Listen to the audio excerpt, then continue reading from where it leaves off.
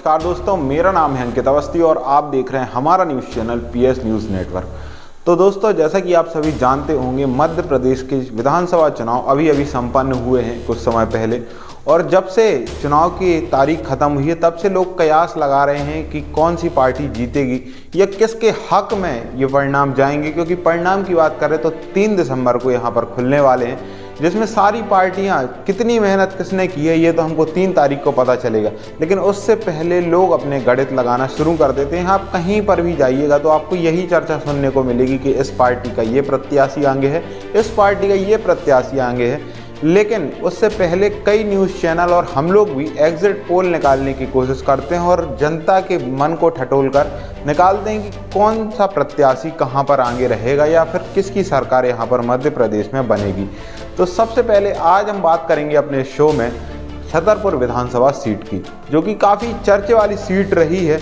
और बात करें इस सीट की तो इस सीट का आधा हिस्सा हमारे छतरपुर यानी लोकल सिटी में आता है और आधा हिस्सा अगर हम शहर की बात करें तो आधा विधानसभा का हिस्सा यहाँ पर ग्रामीण माना जाता है। बाकी अगर हम यहाँ की टोटल पॉपुलेशन की बात करें तो इस वर्तमान स्थिति में यहाँ पर इसकी पॉपुलेशन है 2,15,561। यहाँ पर टोटल इतने मतदाता रहते हैं, कुछ बाहर रहते हैं, कुछ यहाँ पर लोकल में रहते हैं। अगर हम बात करें यहाँ पर पुरुष वोटर्स की तो 1,14,831 है, तो वहीं महिला वोटर्स भी 1,07,24 हैं। तो यहाँ पर टोटल वोट हमारे 2,15,561 निकल कर आ जाते हैं। तो यहाँ पर हम सबसे पहले प्रत्याशियों की बात करते हैं तो 2023 में हमारे पास जो प्रत्याशी हैं वो हैं आलोक चतुर्वेदी, जो कि कांग्रेस की सीट से दावेदार हैं, और बीजेपी की पार्टी में यहाँ पर ललिता यादव, जो कि पहले 2 बार विधायक रह चुकी हैं। पार्टी ने उन पर भरोसा जताया है। हालांकि मैं आपसे बात करूं तो यहाँ पर बसपा से यानी बहुजन समाज पार्टी से हमारे डीलमणि सिंह बब्बू राजा भी खड़े हुए हैं। डीलमणि सिंह बब्बू राजा का भी काफ़ी पुराना इतिहास रहा है छतरपुर सीट से, तो उनके बारे में भी बात करेंगे। सबसे पहले हम लोग को अगर इस सीट की गहराई को जानना है तो हमें चलना पड़ेगा 2013 के चुनाव में, क्योंकि आज के वर्तमान स्थिति की परिस्थिति है वो 2013 में भी समीकरण ऐसे बन चुके हैं। तो 2013 में जब चुनाव हुआ था तो आलोक चतुर्वेदी ही कांग्रेस की पार्टी से दावेदार थे, भाजपा से थी ललिता यादव और निर्दलीय थे आपके बब्बू राजा डीलमणि सिंह। तो उस बार जब परिणाम आए थे तो वहाँ पर ललिता यादव चुनाव जीती थी, जिसमें ललिता यादव को वोट मिले थे, मैं आपको बताना चाहूँगा 44,623। ये 2013 के नतीजे में आपको बता रहा हूँ।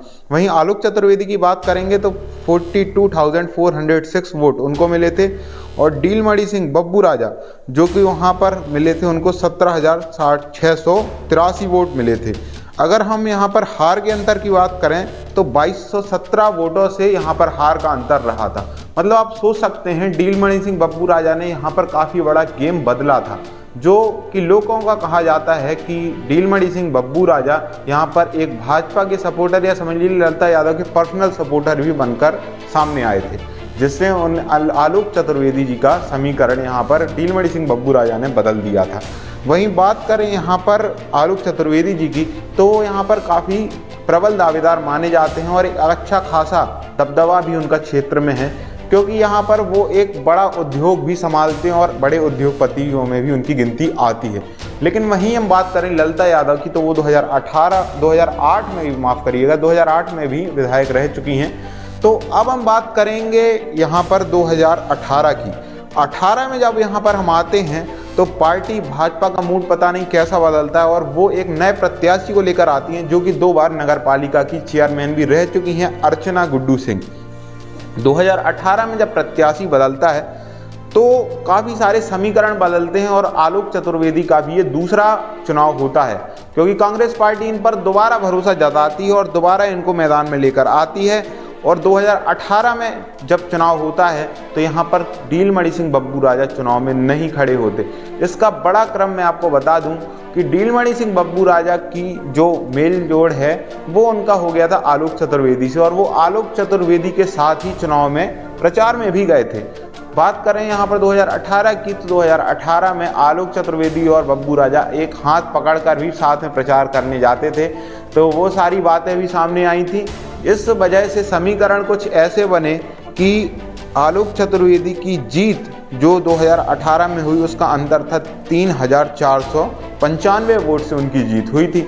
अब बात करें यहाँ पर अर्चना गुड्डू सिंह की, तो अर्चना गुड्डू सिंह भी प्रबल दावेदार थी और उनने अच्छा खासा वोट भी लिया था। वोटों की बात करें अर्चना गुड्डू सिंह की तो 62,279 वोट यानी 62,000 के लगभग वोट अर्चना गुड्डू सिंह ले गई थी। तब उस समय बताया जाता है कि आलोक चतुर्वेदी का जो दबदबा था वो काफ़ी ज़्यादा था और लोगों के जुबान पर एक ही नाम था आलोक चतुर्वेदी उस समय पे।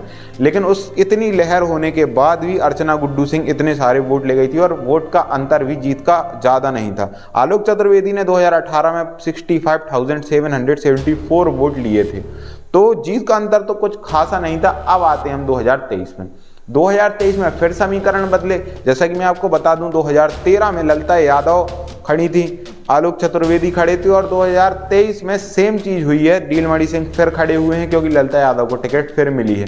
लोगों का कहना है कि उनकी गांठ है ललिता यादव से, लेकिन आलोक चतुर्वेदी ने भी कई आरोप लगाए हैं। उन्होंने कहा है कि ये एक पर्सनल एजेंट हैं ललिता यादव के।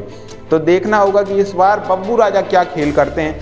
वैसे मैं आपको बता दूं इस बार कांग्रेस पार्टी की काफ़ी अच्छी लहर भी। तो वहीं बात करें भाजपा की, तो भाजपा के खिलाफ भी सत्ता विरोधी लहर चल रही है, जिस वजह से इस बार कांग्रेस को फायदा होता दिख रहा है। वहीं बात करें आलोक चतुर्वेदी की पॉपुलैरिटी की, तो वो भी जनता में काफ़ी ज़्यादा है, क्योंकि माना जाता है छतरपुर जो मेन सिटी का गढ़ है वो आलोक चतुर्वेदी का काफ़ी मजबूत माना जाता है। वहीं ग्रामीण क्षेत्र की बात करें तो लोगों का कहना है कि इस बार आलोक चतुर्वेदी ग्रामीण क्षेत्र में भी काफ़ी मजबूत है। तो देखना हम लोग को इस बार ये होगा कि 3 तारीख को नतीजे किसके पक्ष में जाते हैं। वैसे हम लोग का मानना ये है कि यहाँ पर आलोक चतुर्वेदी जीत कर सामने आएंगे और वोटों का अंतर 5,000 के अंदर ही सिमट जाएगा।